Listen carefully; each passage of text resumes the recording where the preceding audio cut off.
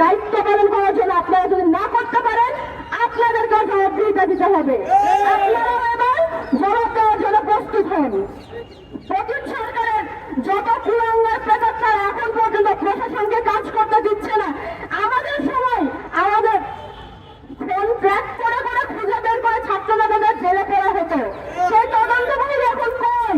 সেই ডিজিএফআই এখন কই? সেই সমস্ত মেকানিজম এখন কোথায়? এখন কেন আমাদের গোয়েন্দা বিভাগ কাজ করছে না?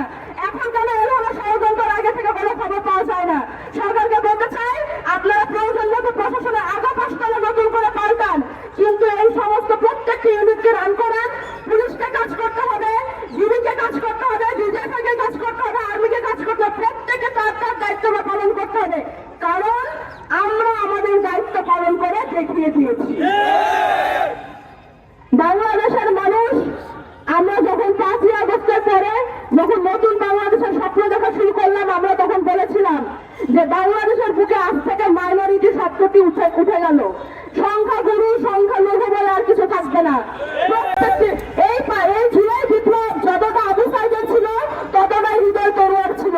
এই জুলাই বিপ্লব যতটা নাম না জানা মাদ্রাসা ছাত্র ছিল, রিক্সা চালকের ছিল, ততটাই বাবার কোলে খেলতে থাকা রিয়া গোপেরও ছিল। এই জুলাই বিপ্লবে সমস্ত পেশার, সমস্ত ধর্মের, সমস্ত বিশ্বাসের মানুষের রক্ত ঝরেছে। সমস্ত বিশ্বাসের মানুষজন এখানে আন্দোলন করেছে, রাস্তায় নেমে এসেছে। সবাই এক বাক্যে স্লোগান দিয়েছে যে আমি আমার দেশের মাটি কারোর হাতে হতে দিব না।